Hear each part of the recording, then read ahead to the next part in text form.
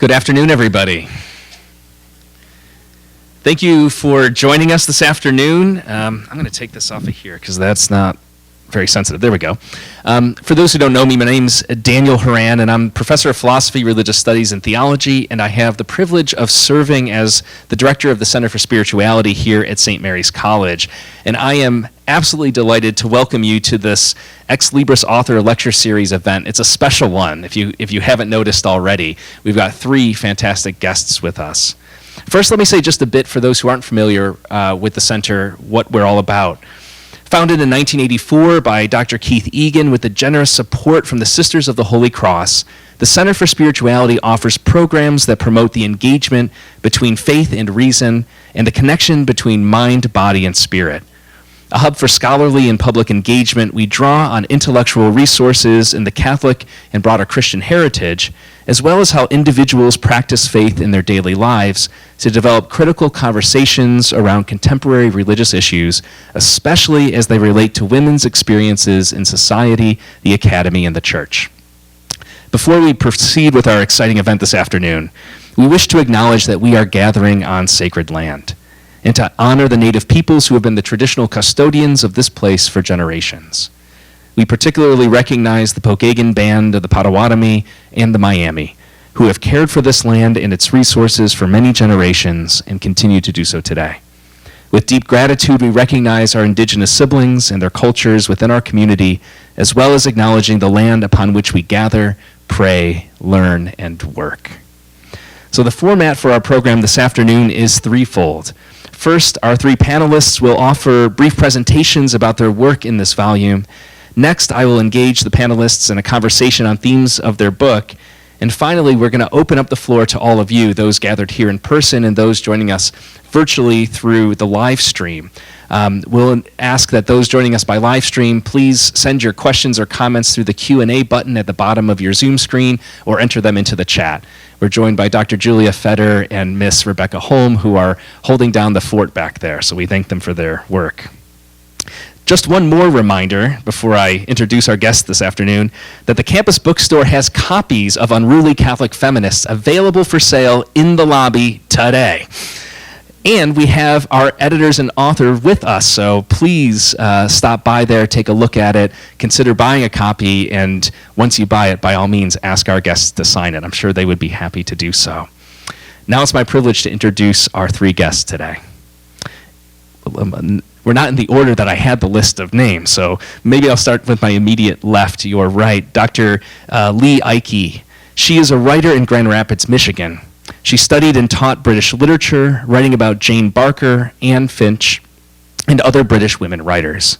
She's the co-editor with Jeana DelRosso and Anna Kothe, am I saying that correctly? Yeah. Who's the 3rd editor of these series that unfortunately is not able to join us in person today, of several volumes, including Unruly Catholic Feminists, Prose, Poetry, and the Future of the Faith, which we're here to discuss today, Unruly Catholic Nuns, Sisters Stories, published in 2017 in the same series, and I'm happy to point out that we have some unruly Catholic sisters with us in the crowd, not naming names, but you know who they are. And the Catholic Church and Unruly Women Writers, Critical Essays. The other volume in that series was titled Unruly Catholic Women Writers, Creative Responses to Catholicism. Currently, Dr. Eicke writes about reading and writing after a brain injury, and she works in adult literacy, organizes a local inclusion and equity reading group, and serves in community engagement at St. Andrew's Episcopal Church in Grand Rapids, Michigan. Our next guest is Dr. Jeana DelRosso, who is the Sister Mara Eichner Endowed Chair of English, and she is Professor of English and Women's Studies at Notre of Maryland University in Baltimore. She is the author of Writing Catholic Women, Contemporary International Catholic Girlhood Narratives, published by Palgrave Macmillan in 2005. And she is as well co-editor with Leigh Eicke and Anna Kothe of the 4 volumes I mentioned already. Her articles have appeared in books as well as in such journals as the NWSA Journal, MELUS, and the Journal of Popular Culture, and her short fiction has appeared in the Bangalore Review. Congratulations. I know that's hot off the press, isn't it? Yes. And last but not least, our third panelist is Miss Lizzie Wiley, who joins us from St. Louis, Missouri, where she works as a copywriter at a marketing agency. She studied theology and English at Loyola University Chicago, right up the road, and went on to earn her Master's of Theological Studies from Boston College's School of Theology and Ministry. As a fellow eagle with an eagle mug, go BC, I'll just add that there. When she's not writing for work, she dabbles in writing poetry, but most of her creative energy is spent reading fictional books, many about witches, I'm told. Lizzie married her spouse last year, and they are happy dog parents to 2 German shepherds. In her free time, Lizzie practices yoga and taekwondo. So we have 3 extraordinary guests with us. And with that, I'm going to turn it over to Leigh to kick us off.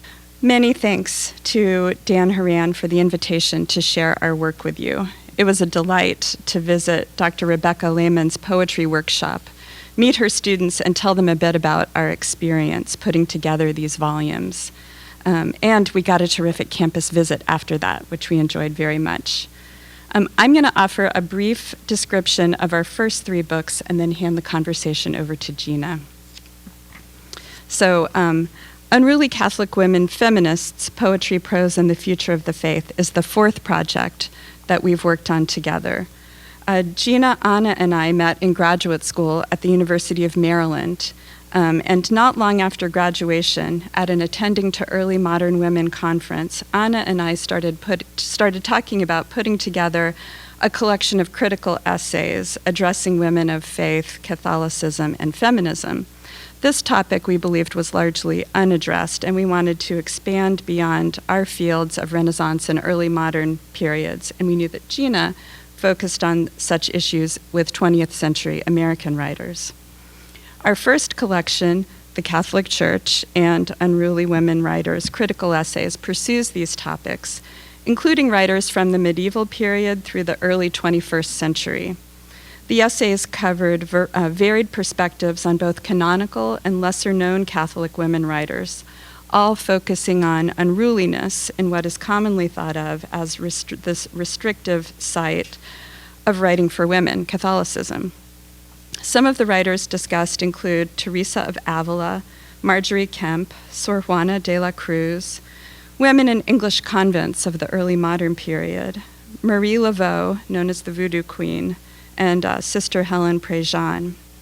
2 specific essays were Anna Kothy's Resituating Caraval's Vida in Proto-Novelistic Narratives, and Jeana's Catholicism's Others, Holy Trinity, Race, Class, and Gender, and Black Catholic Girls' School Narratives.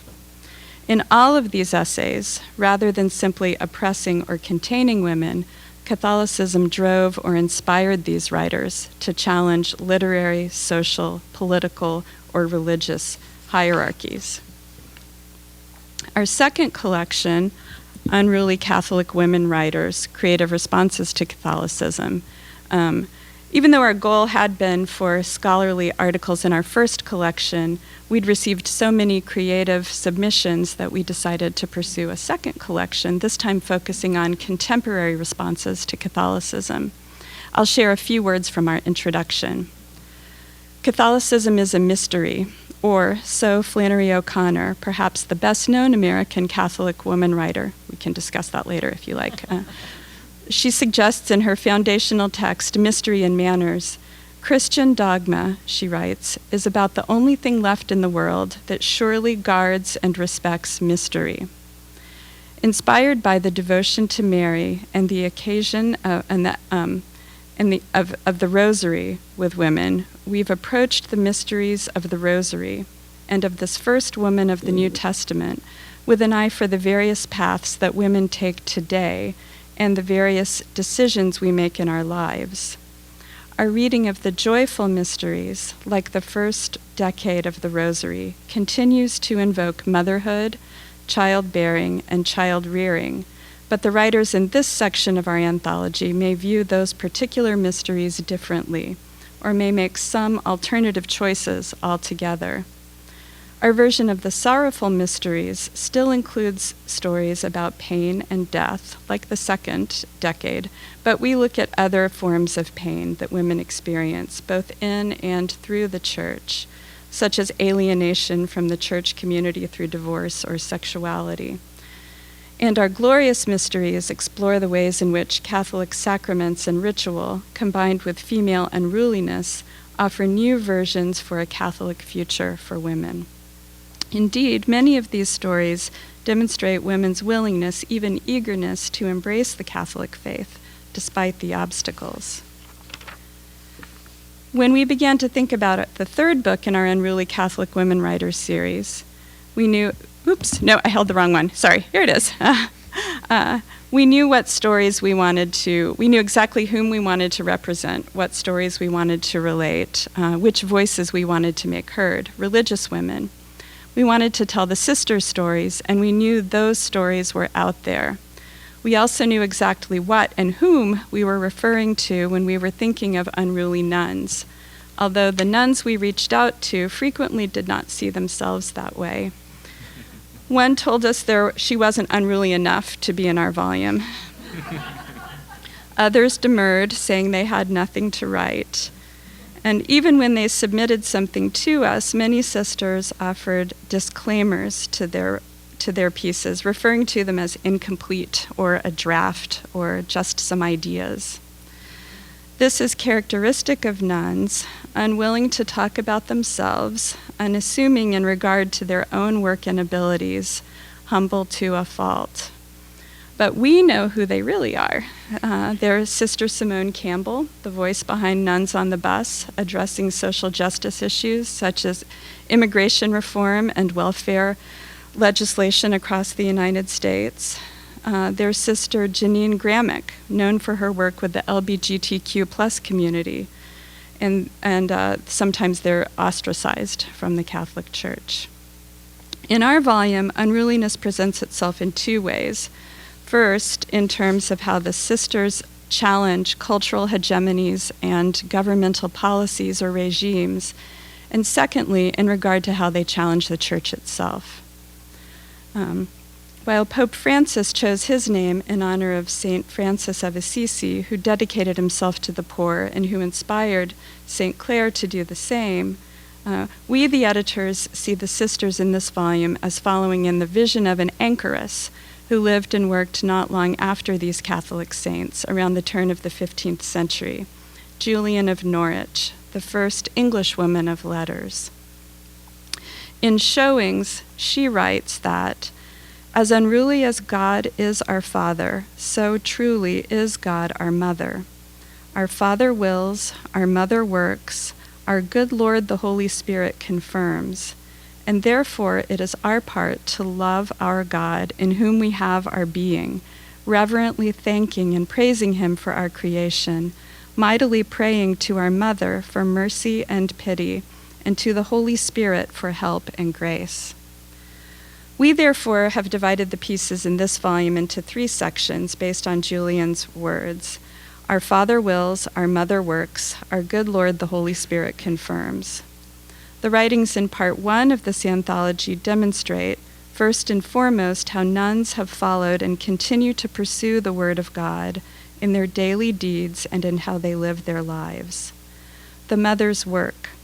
While the texts herein reference the Blessed Virgin Mary as Mother, they likewise see the face of God not just as the Father, but as also Mother, with all the cultural connotations this image evokes. The term mother also invokes the leadership position in Catholic women's religious communities of the Mother Superior, who plays a critical role in the lives of those in her community. Most significantly, however, Julian's invocation of the Mother inserts women into the Holy Trinity, asserting a position for women in church doctrine, just as our contributors assert the value and significance of women in the Church. Finally, in part 3, we include 3 pieces that examine the Holy Spirit, working with individuals both within and outside the Church, confirms the good work that these sisters have done and continue to do in our neighborhoods, our communities, our nations, and our world, and offers grace and assistance to sisters in times of trial. The sisters in this volume are indeed working for God's will, Mother's mercy, and the Holy Spirit's grace. through them all, we can see the light of God's grace on earth. Thank you.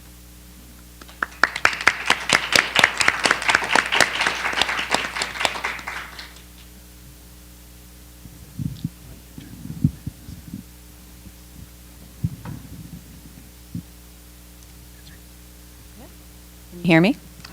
Okay. So when we had completed our Unruly Catholic Nuns book and had been, as we were doing it, we were certainly thinking about our colleagues and many of our friends who were nuns and former nuns. We were trying to decide what we were going to turn our attention to next. And we started to think about our students. So we thought, well, what is the future of this? Like, where is the Catholic Church going? And so that was then the impetus for Unruly Catholic Feminists, Prose, Poetry, and the Future of the Faith. And we were really interested in third and fourth wave feminists and how they were responding to Catholicism. So I'm going to read you some of the introduction to this book to give you some context for what we were thinking and what we really wanted to achieve with this volume. And I'll start with our dedication, which is for the church daughters. May they be our future leaders.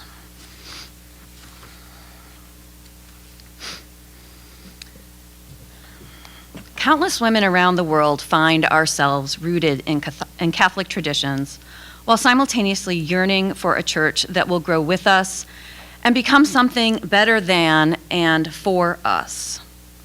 Despite our love for the richness of the Catholic culture, many of us cannot forgive the Church's continual and persistent failure of so many of its constituents, particularly women. The Me Too movement inspired many women to share stories and protest against sexual assault, and it has motivated Roman Catholic women to speak out too. Anyone who has seen the Netflix series The Watchers, which shows women active in researching and revealing the truth about such issues, would be hard-pressed to keep their faith in the Catholic Church and especially its clergy, who undertake, participate in, and cover up the sexual abuse of young girls and boys by Catholic priests.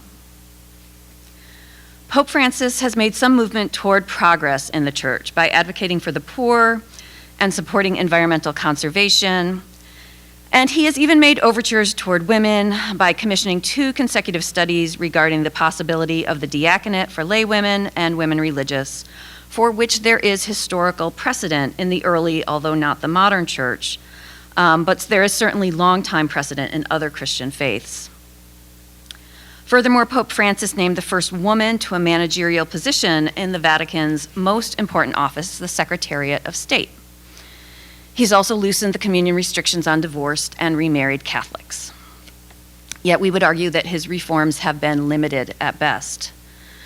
For one, he has only just begun to support the victims of clergy sexual abuse. While Francis in 2014 appointed a commission for the protection of minors, it wasn't until August 2018 that he released a letter acknowledging the failures of the Church. And this is his quote: "We did not act in a timely manner, realizing the magnitude and the gravity of the damage done to so many lives. We showed no care for the little ones." And Francis has been particularly disappointing to women's groups seeking equality in the church hierarchy. That first woman in the Secretariat did not replace a man, but rather was offered a new title for continuing to do work she was already doing. And as of this writing, no progress has been made on women's ordination to the diaconate, and the ordination of women to the priesthood remains a non-starter. Moreover, calling women theologians, quote, "the strawberry on the cake of the Catholic Church," can hardly be viewed as anything other than the Pope patronizing women. We thus wanted with this volume to explore the future of women in the Catholic Church, a future that we hope will go beyond serving as a pretty dessert topping and instead actively include the work and aspirations of real women. Our book examines the possibilities and potentials of the roles, responsibilities, and regulations of women in the Church, as third and fourth wave feminists write about and examine the issues, reforms, progress, and development of new spiritual activism. Here we explore how women are coming to terms with their feminism and Catholicism in the 21st century. And we include as well the voices of those who have left the Roman Catholic Church, examining their reasons and their alternative pursuits. Our volume embodies a spiritually, morally, and ethnically diverse group of writers, some of whom have Latinx and indigenous roots, to reflect the changing populations of Catholic congregants and the ways in which the Church continues to spread its roots throughout the diaspora. Our collection focuses on self-identified third and fourth wave feminists with an eye to the future of the Catholic Church. Bless you. While fourth wave feminism is still a work in progress, there has been much critical literature on third wave feminism. In defining our collection, we rely on R. Claire Snyder's definitive essay, What is Third Wave Feminism?, which delicately works through the third wave's intimate connection with trends already present in second wave feminism, its problematic yet liberating use of postmodern anti-foundationalist discourses, and its utopian strivings for a better future. Snyder also calls attention to the third wave as feminism without exclusion, noting that third wave feminism necessarily embraces a philosophy of non-judgment. Such issues remain active in the fourth wave as well, but fourth wave feminism also embraces body positivity, celebrating empowering representations of bodies of different shapes, sizes, colors, and abilities. And most notably, it is also digitally driven. Critics point out that the fourth wave continues to evolve, and Prudence Chamberlain presents it as an affective temporality, in which a specific period of time engages with and produces affect that in turn engages with and fuels activism. She also highlights how technology has enabled individual women to work together to call out sexism, and how the speed and rapidity of communication facilitate that activism. Thus, many of our writers address issues of social justice, which both domestically and internationally have become even more applicable within feminism and Roman Catholicism. While social justice has a long tradition in the Catholic Church, the Church has prohibited, ignored, or denounced some of the issues most vital to feminists. Reproductive rights remain forbidden. Racism and sexism do not inspire the opposition they should. And despite the Church's opposition to abortion and alleged commitment to human rights, there are many examples of the Church's lack of care and action for people with disabilities. While specific religious orders within the Church and individual Roman Catholic leaders work for social justice, the International Church has not acted on calls from active feminists to speak out on these issues and to clean its own house.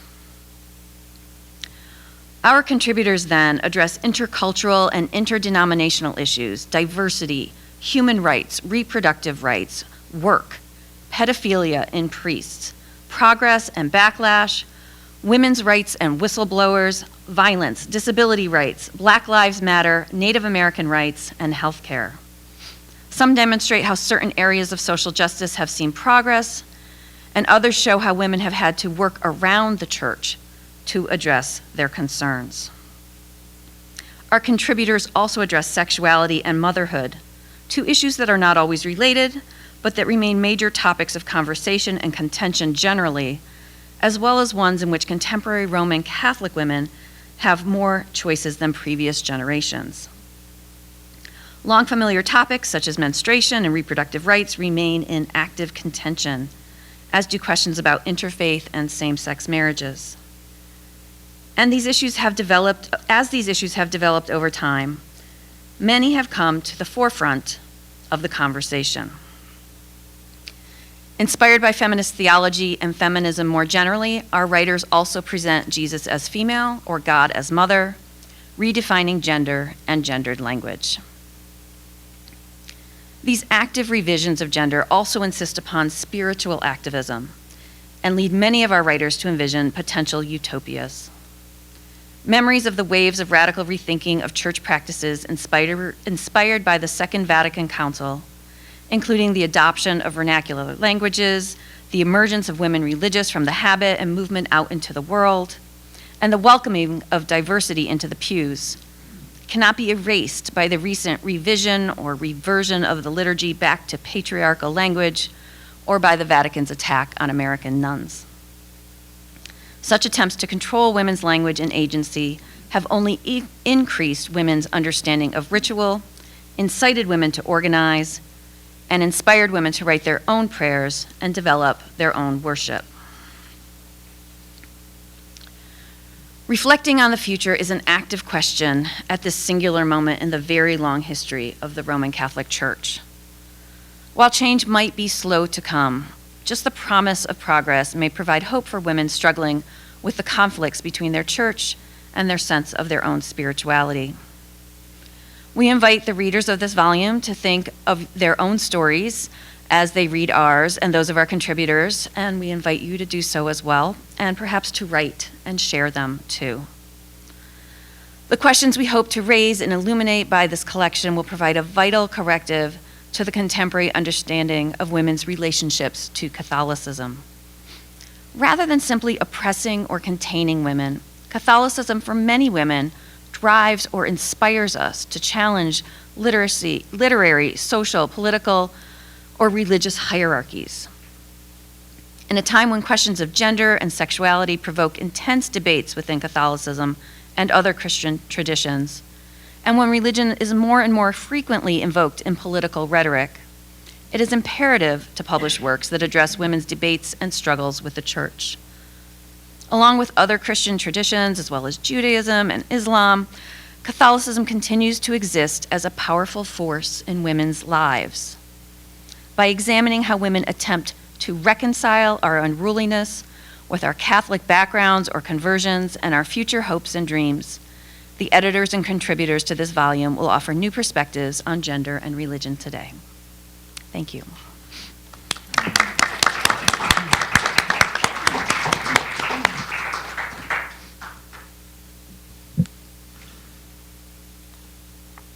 Hello, all.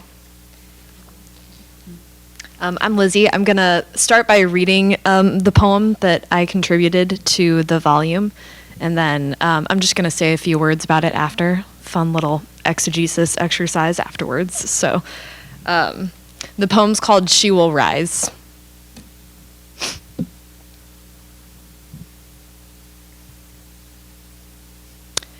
She will rise, not because you have risen her, but because her toes will burrow into the cool dirt, and she will plant her feet into the earth and water her roots with lament. She will rise, not because you offer your hand, but because the scars on her palms from playground bullies have taught her legs that they are stronger than the fall. She will rise. Her hips will house kingdoms, and her womb will birth light. She will shine when she stands, and when she stands, she will invite Mary Magdalens to join her.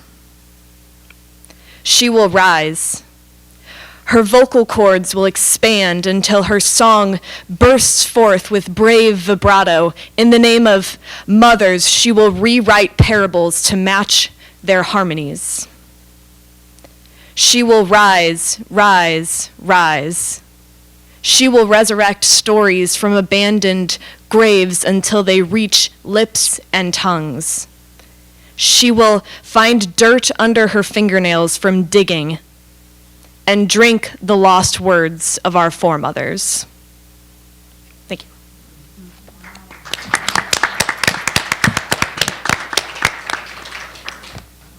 So as the panelists were doing some prep work for our visit here, Jeana had actually said to me at one point that I was the resident theologian on the panel, to which my first thought was, ruh-roh, as I've been out of practice for quite a while now. But when I wrote this poem back in my undergraduate years, I was very much a practicing theologian, a practicing Catholic, and a practicing feminist. The poem was written as an assignment during a poetry seminar, actually. I had confused my professor several times with both my heavily Catholic and religious themes throughout my poetry, as well as my love poems about my lesbian relationship. It was a blast and a half. So, as the theology gal on the panel tonight, I'd love to discuss some of the theological themes that run through the poem that I was grappling with at the time, and more importantly, how I chose to treat them in the poem. This comes with the disclaimer that much has changed since the time that I wrote it. The biggest life change being that I'm no longer Catholic, or Christian for that matter. But in a lot of ways, many of the thoughts that come through in this piece remain the same. Rising has a persistent way of showing up in Catholic theology.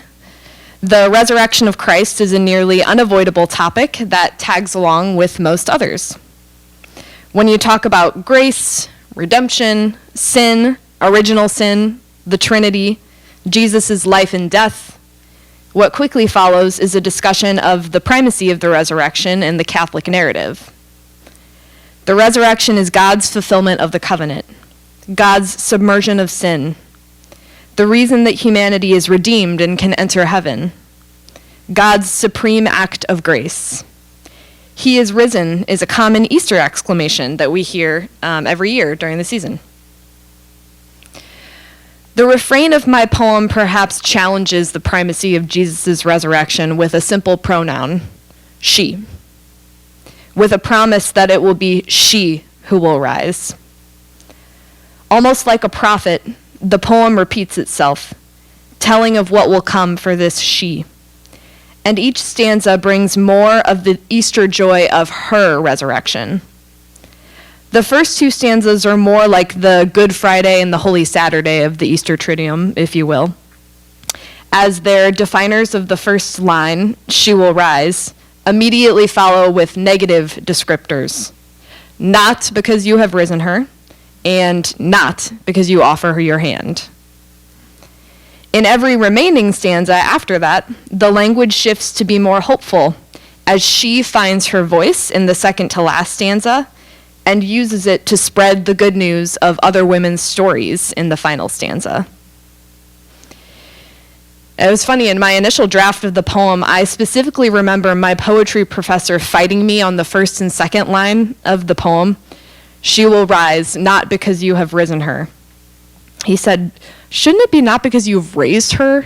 Risen sounds kind of... And it could have been, but I wanted to keep the clunky risen to kind of flip the risen Christ trope upside down and simultaneously play the pronoun game that she will rise, not because you, i.e. God, had to raise her from the dead. No, she'll do it herself with her very own body. Heck, she'll even produce the water herself with her tears. The rising in this poem is not one that has to be enacted on her by some outside God while she lays powerless. She doesn't need that God to rise. The rising comes from her very body. And as the poem progresses, the action verbs become hers that she will perform herself. She will shine when she stands. She will rewrite parables. She will resurrect stories.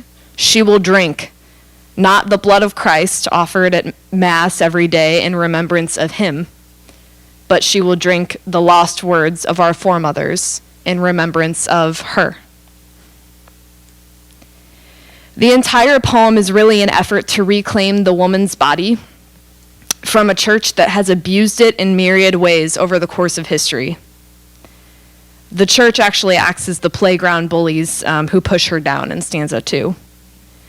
Feet, palms, legs, womb, vocal cords, lips, tongue, and fingernails all make an appearance. Irreverent parts of the bodies that have been ignored, discounted, taken for granted, held on a pedestal, abused, covered up, and misused by a patriarchal structure for centuries, all in the name of God. In a church that has denied her agency to use her body how she wishes, the real triumph is that she rises anyway. She rises regardless of who says she can or cannot.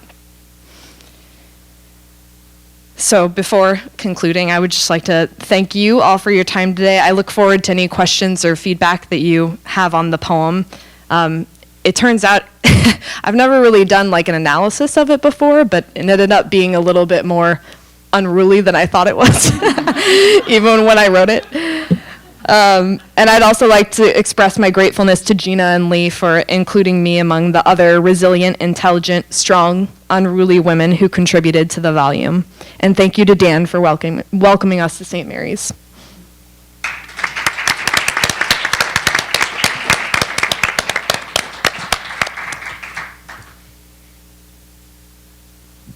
Well, I know I have a lot to ask and to inquire, and I know that our audience does as well. So I'm going to be brief and just highlight a few things because I'm eager to hear what others would like to present to you.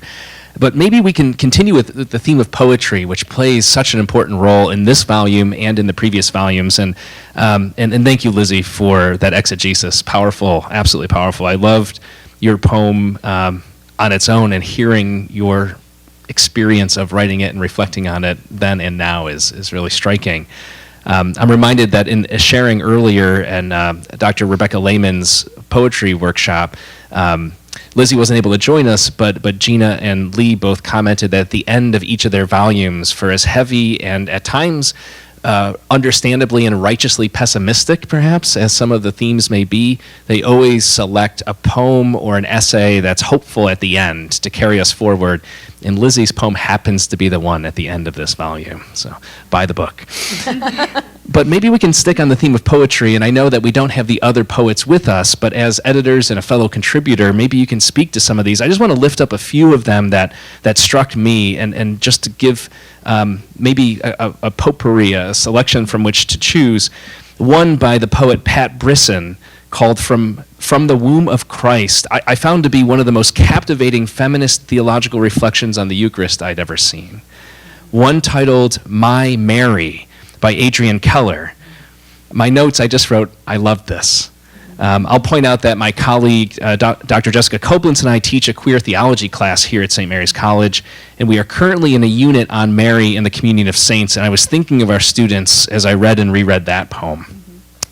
I'm struck by The Annunciation, spelled with an E, authored by Devin E. Kuhn. Like My Mary, this poem electrifies the imagination. It's powerful, its creative format with striking imagery invites the reader to think differently about Mary. And then the poems The Heretic by C.R., I'm going to mess up this name. I wonder if one of the editors, is it Resiteratus?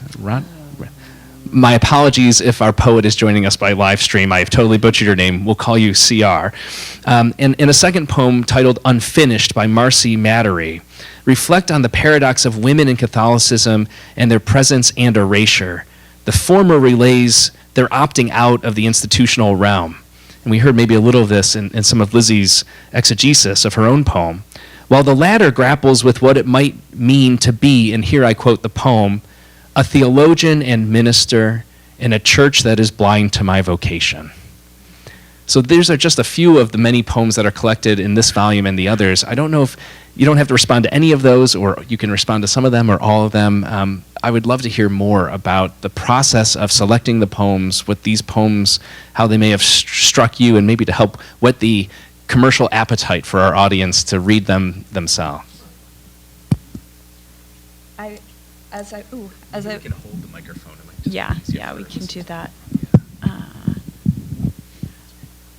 It was one of the joys and sometimes frustration of our choosing for which ones we wanted to publish. It actually would go pretty well in general that we'd each prepare a list before we met, and very often we would have some of the same that seemed like the best match for that topic. But sometimes we'd really have to make the case, we have to include this one, we have to include that one. And so I was delighted. I'd marked, in case you all wanted to hear me read some poems, I'd marked some more, but we'll save that for the very end, or maybe afterward. But one of the first ones was My Mary, because... Would you read that? Oh boy, okay, let's see. I'll give it a try. An angel describes passionately how great her son will be, A teenager asks, sassily, "Aren't you forgetting one thing? I'm a virgin." The church remembers perfect submissiveness. A small brown mother speaks to her grown son, gives him that look. He sighs and takes care of the wine problem. The church statues, a tall, silent, lily-white woman. An older woman stands erect and unmoving, defying Romans, Jews, and grief itself. To watch her oldest son die a criminal. The church honors a meek, mild, ever virgin. The submissive girl, no respect for her. The church statues, no time for them. The meek, mild, ever virgin, no need for her. Mary the impudent, Mary the importunate, Mary the brave, she is my Mary. Yeah, so that's one that I loved. Yeah, that's one of my favorites as well. And when we've put these volumes together, for most of them we've gotten more than enough material, and so that was always the hard part, was trying to sort through and decide which pieces to include. So for this one especially, we really were looking for texts that addressed the issues we were trying to address. So that was what we really used as our defining point. Are they really addressing these issues of third and fourth wave feminists? Are they addressing issues of inclusivity and anti-racism and diversity, and that kind of body positivity? So that's how we made those decisions. But we did get all kinds of wonderful materials. So that's why there will always be another volume coming, I think. Would you got this? Sure.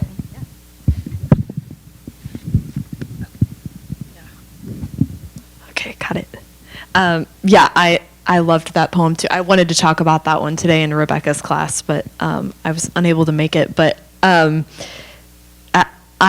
love the creativity of what actually happened, and then what the church does with Mary, or has done with Mary over the years. And like who is the number one female figure in the Catholic Church? It's Mary, like Mary, the Virgin Mother. And unfortunately, she's just become unattainable for us.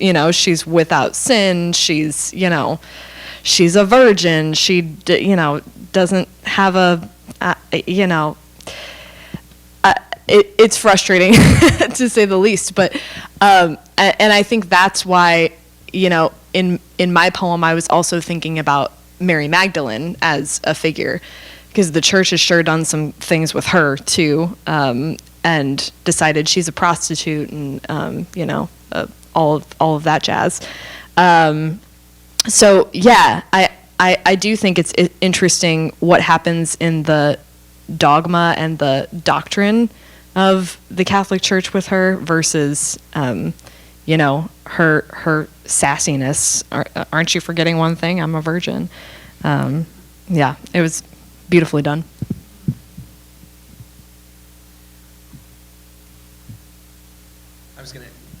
I was going to ask Lizzie, as the poet contributor on the panel, was there another poem maybe you would like to read in addition to My Mary and your own work, something you'd like to share, and maybe explain what strikes you about that as a fellow poet contributor? Oh, from the volume. From the volume. Oh, sure.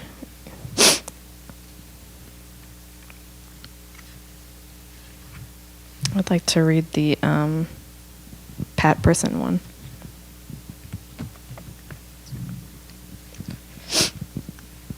This one is called From the Womb of Christ. This was Pat Brisson. Jesus came to change things. No more sacrificial lambs were to be left on the altar. Now the lamb was to be eaten, so we could become the lamb, and the lamb could become us. Here is Jesus, fully human, with an X chromosome as his most feminine, speaking of an intimacy only a woman can fully realize. Take this, all of you, and eat it, for this is my body, which will be given up for you.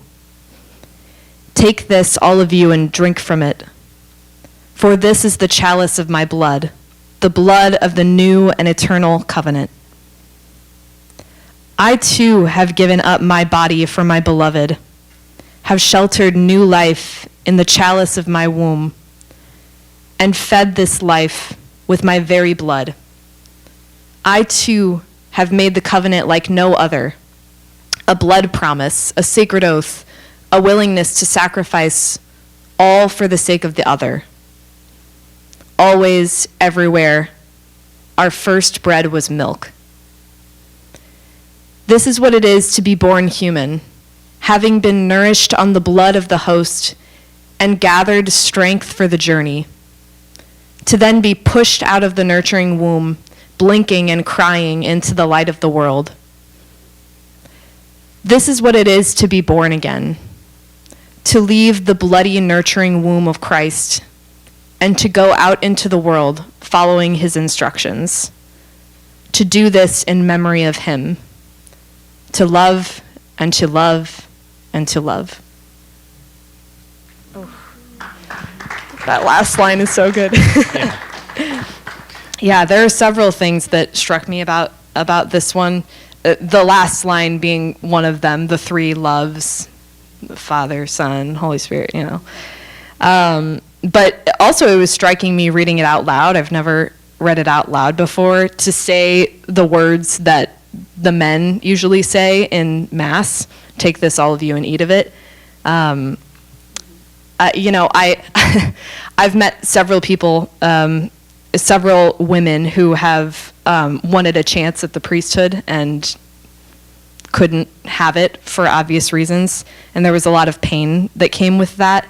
And I love what's happening here with the fluids of women being primary in your life. You know, it's not just I shouldn't say just, it's not, you know, what was the line? Your first bread was milk. It's connecting the Eucharist, right, with it. The first thing that touches your lips is actually milk, and I produce it, you know, the woman produces it. So yeah, I think there's a lot going on here, but you know, not getting a chance at to tell the story in the Mass, I think is a big one for me. Did you all want to say anything more about that one?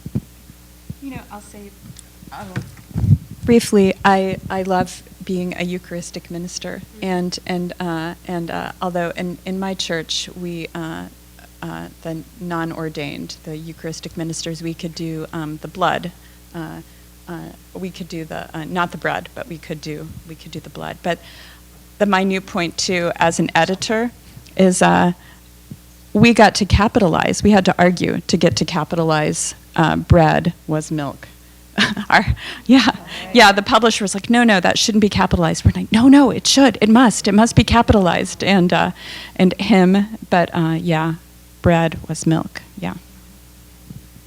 Thank you so much. I'm mindful of the time, and I know that there's, I'm sure, a lot of questions and comments to follow. So there's one thing, though, I want to make sure we draw attention to thematically, and if I may put you on the spot about the next volume, or what's in its nascency, and that will lead me maybe into talking about two essays in particular I would love your three thoughts on. Yeah, so the next volume is really only like existing in an email to our editor at this point. It hasn't got any further than that. But we were talking about this in the class this morning, that one of the things we've tried to do with these volumes is really address the main issues that are going on in the Catholic Church, in feminism, in these volumes, and try to illuminate them for our readers. And so the conversation we had with our editor is that we would like our next volume to address the ways in which Catholic feminists are responding to a post-Roe world, because I think there might be some very surprising responses. So that's where we're thinking of going next. Thank you for sharing that. I know it's tough as editors or authors who are at an early stage of a project to even talk about this, but there's a method to my madness, which is I hope that in our conversation there might be such enthusiasm that you're encouraged to follow through with that editor, and if the editor has any resistance whatsoever, that it'll be clear. Which brings me to two essays that are related to, again, written and published before the post-Roe, the post-Dobbs context in which we find ourselves. But I wanted to highlight that here at St. Mary's College, we've really been, as an institution, a Catholic women's liberal arts college, a leader in Catholic higher education this year in terms of developing several spaces for critical engagement with the context arising from last summer's Supreme Court decision to overturn Roe. We've hosted a number of faculty discussion events, and so far this semester we've had 2 public lectures, including last Thursday here on campus. With that backdrop, I was so taken with the essay titled, "A Person is a Person." I'm getting chills in the back of my neck just as I'm thinking about it. I found it captivating, moving, challenging, thoughtful, complex, and engaging in the structure and writing style. It's so brilliantly organized. It's also attributed to an anonymous author, the only one in this volume. So maybe my first question is about that, and insofar as you're able and comfortable talking about this essay and its authorship, perhaps you can share some of your own thoughts, particularly Leigh and Jeana as editors, about the decision but behind the anonymity, and maybe just your responses to this essay. And I'll say a little bit more about just one more kind of related essay, and then open it up to the floor. So this is the first piece we've ever published anonymously. And when this writer submitted it to us, they hadn't said anything in particular about, wanting to be anonymous, but when we asked if we could include it in the volume, they were anxious. They were anxious of being identified. They were anxious of family reading it. And so we did have to work with SUNY Press to see if we could publish it without a name attached. And they did, we had some conversations, and they finally said, yes, we can make that work. Because we really felt strongly about including it. We really did want to include it, and the author was especially concerned about the mother, that the author loves the mother, respects her mother, and did not want to injure that relationship. But the author also had employment issues where that might be a problem with place of employment if it turned out who the author was. So, but we thought it was terrific, yes, and really wanted to include it, and we were very grateful. They were willing to let us publish it as anonymous. And this won't do justice, but just for the audience who hasn't perhaps read this essay, could you, in a few sentences, maybe give a summary? It's hard to do because it's so complex, it's so powerful. I think key points are she would go with her mother to protest at abortion clinics. Sorry about the pronoun, but that was a tradition they had. They would go and protest, and as the author's personal feelings changed, her belief in what was faith, and wasn't entirely clear where they were at the point of writing it, but not comfortable with that anymore. But she would still do it with the mother, because that was this ritual they had, that was time together. It was so important to the mother. So she continued to do it, and but it was a point that had become a problem. And then she is in a position of having a young woman she knows needing to end a pregnancy, and being asked if she can help her, and ends up helping her go to an abortion clinic and end the pregnancy, despite despite the beliefs she has grown up with. So it's a very kind of conflicted and thoughtful essay. I think what I particularly love about that, and thank you for the summary and for the sharing, is it highlights this complexity. You leave with the sense that the author is still grappling with things that are not so black and white, not so simple, which leads me to Kelly, is it Hedgelin Bowen's essay? Again, a very deeply moving essay titled Mystic Trinities, and I learned from her bio at the end that this is a working title for a longer memoir, and I can't wait for that to come out. But it's also a very human, very intimate, very honest look at the complexities of the expected and unexpected difficulties of trying to conceive children at the intersection of faith and religious traditions. So I don't know, maybe Lizzie, I don't know if you're familiar with that one, I don't want to put you on the spot, but our editors as well, not as much. So maybe thoughts about that particular essay as well.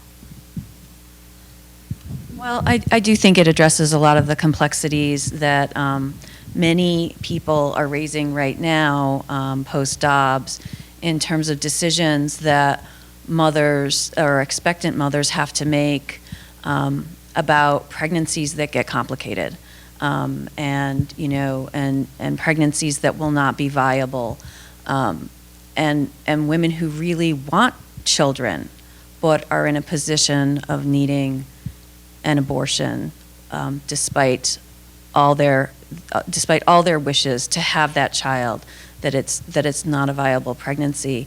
And so I think it really speaks to the health care issues involved around abortion and the ways in which it becomes a necessary medical procedure for some women who would not otherwise even consider it.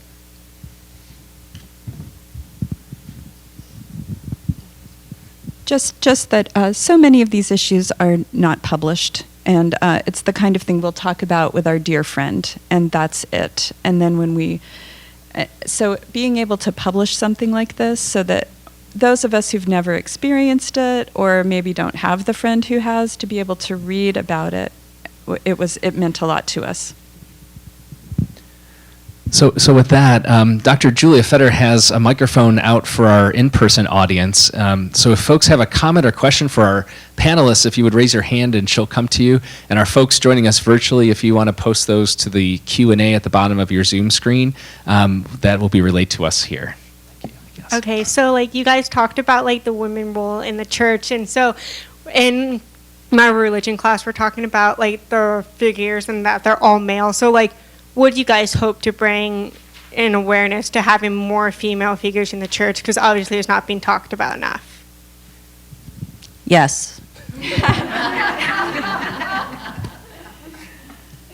We were asked kind of a similar question in the class this morning, and if we thought that our books would have any impact, and we can hope that they do, but at the time we said that if any positive change is going to come in the church, it's going to come through us,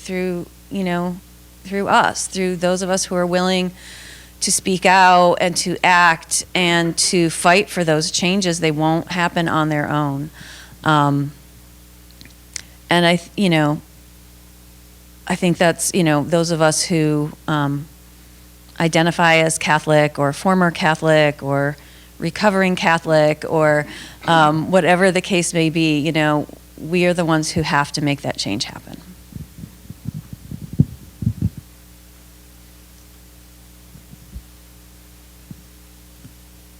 What would your guys' response be to the people who say that the future of the Catholic Church is based on the younger generation, including young women who are leaning more towards the traditional views of the church?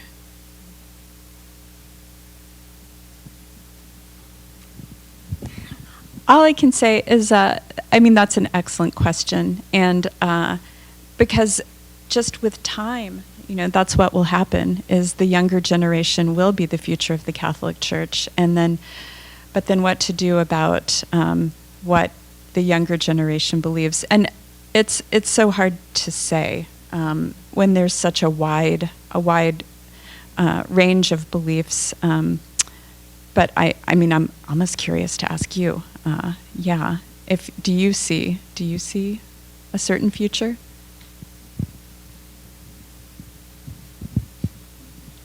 The microphone's making its way over. Plenty of time to think. I definitely see a future where they continue going down the path that they are, not like some change happening, of course, but not necessarily any major changes towards what's described more at the beginning of the book that would be hoped for.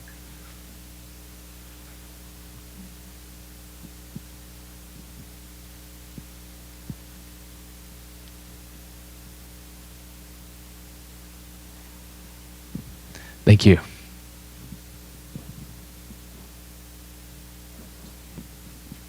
Hi. So my question is, how would any of you respond to St. Mary's College response to the denial of having a pro-choice for reproductive rights and women's health on campus when they are solely choosing the Bells for Life group organization here? Yeah, I guess like a response and any, I guess like thoughts you could share with any students who could use support in that topic. Maybe I can just offer some context, just because our guests are not familiar with what's going on here. I believe the question is referring to a unaffiliated student group that is identified as SMICs for Choice, who have petitioned for recognition by the student government and by the college administration, and at present don't have that recognition, where there is a Bells for Life, a student club that has recognition. And so I don't know that it's appropriate for our guests to comment on something they're not directly related to, but your second point of the question may be a good one, which if you want to restate that regarding, what advice our panelists might have for young women who are seeking to be advocates, or I think you were speaking. That's basically it. Yeah, I guess advice for seeking any advocates or support for more how to possibly start more open discussions about like unruly Catholic feminism on this campus when it's sort of seems to be the minority, at least from my experience here. I mean, I would say two things. I would say first, speak out, and second, find your allies. Work with other women or with other individuals who share your beliefs and your convictions, and find strength in that, because again, it's the Margaret Mead quote, right? Like, it only takes I'm gonna butcher this quote, but the panelists are on the closer to college age, though. You're a ways out. Do you have any advice to younger women, following the questioner's great prompt, or maybe other thoughts you might have? Yeah, I was just, I was reflecting on how much time I spent being so mad in grad school and a lot of college. And I think there was definitely a place for that, and a righteous anger kind of motivation to create that change. I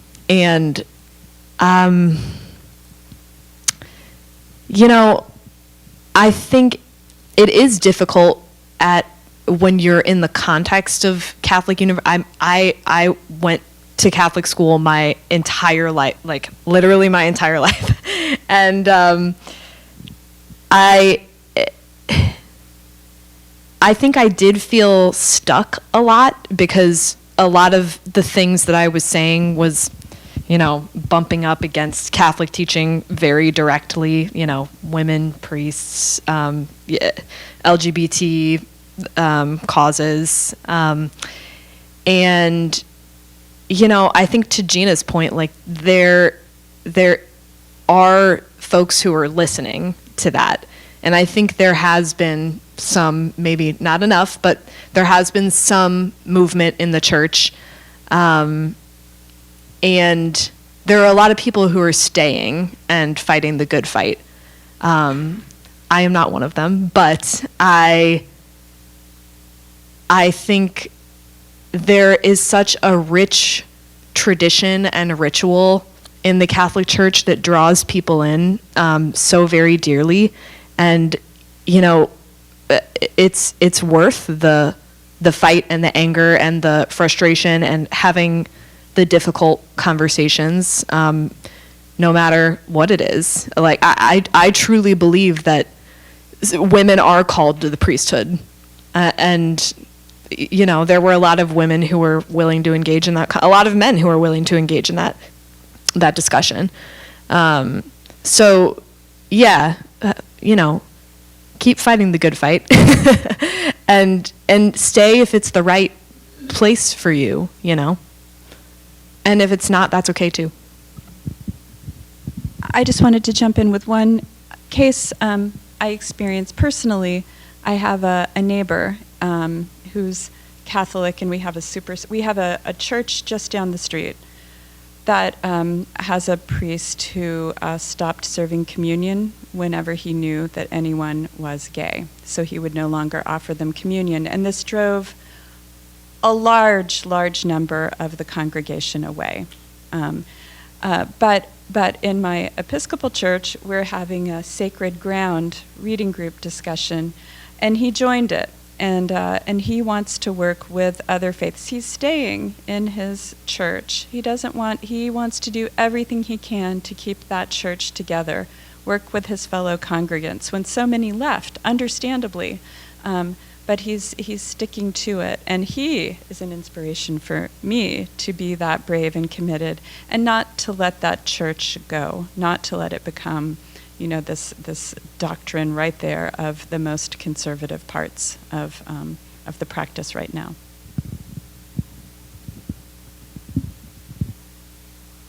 I guess kind of piggybacking off that last question, I'm a student leader here on campus, and I'm part of the post-op committee. So I guess any advice that you would have of like how to be able at a Catholic institution be able to engage people in talking about these topics, not just you know, abortion and stuff, but also like sex education, that I feel the Catholic Church leans away from a lot of the time, and how we can do that at an institution that doesn't always like, or as I guess like in the Catholic as a whole, the church not always like promoting, teaching their like younger like us girls, the women, how to, you know, be safe in sexual stuff like that, and just how to engage people in that conversation without, you know, I guess, just getting people to engage in it and not having so much backlash and not seeing it as black and white. If you have any advice. Sorry, that was a lot. I'm gonna. I'll confess ahead of time, I'm not tech savvy, but I have a group in my suburb.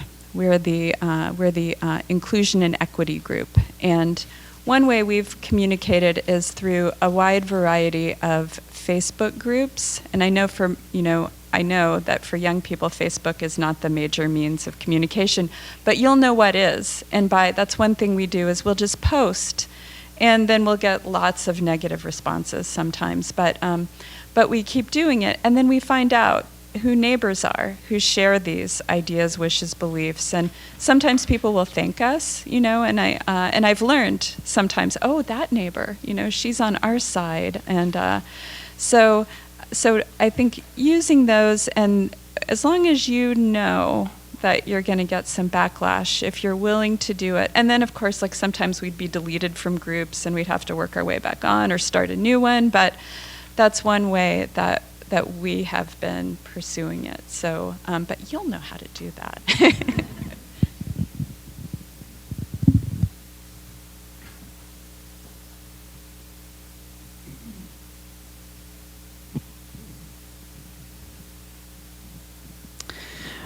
Well, there's an unruly group of women in the church that I would like to mention, and that is the Roman Catholic women priests. And this is a movement. If you Google Roman Catholic women priests, you will be astounded that they are validly ordained, they are illicit, which means against the law, but they have been ordained by a valid male bishop back in 2000. They have evolved now until they have their own bishops ordaining. Are they in parishes above ground? No. Are they ministering to a lot of people? Yes. So that is a group that I would certainly label unruly and feisty. The other thing that I think is important for young Catholic women is to connect with old Catholic women who know the history and who know the changes that have happened. You know, women who, like when I was growing up, I'm one of the elderly ones, you know, Virgin Mary was not a disconnect when I was a kid, and then feminine consciousness hit me, and I realized that I could not imitate Mary because I could not be both. I had to choose, and our tradition says she didn't. You know, so it's things like that that have come to me because of feminism and the development of my feminine consciousness.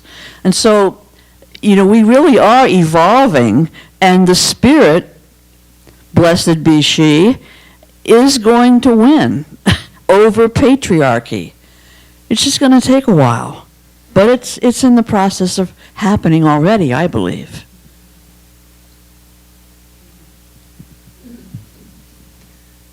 Well, I think the panelists, I could hear, you may not be able to hear online, but we were hearing a lot of amen. So we are at time, and before I invite you to join me for a final note of thanks, I just want to do one connection. Leigh, in the summarization of the previous volumes, talked about the Unruly Catholic Nuns volume and mentioned two of many unruly Catholic inspirations in that volume. One is Sister Janine Gramick, who we were privileged to host for a lecture here at the Center for Spirituality at St. Mary's College last fall. And another is Sister Simone Campbell, famously of Nuns on a Bus, who will be speaking here at the International Thomas Merton Society Conference in June here at St. Mary's College. So mark your calendars to come hear some more unruly, exciting, inspiring lectures and presentations. Let me just say, what a gift, what a service, what a challenge, what an inspiration this volume and the series has been and continues to be to the church and to the academy and to all of us gathered here. I hope that those joining us remotely and in person are inspired, challenged, feeling gifted to go and get a copy of this book for yourselves. We've only just touched the surface of the depth that's present there. So please join me in thanking Leigh, Jeana, and Lizzie for taking time, for traveling to be with us, to share a little bit about their excellent volume, Unruly Catholic Feminists, and they'll be happy to chat with you more outside. But for the time being, thank you very much.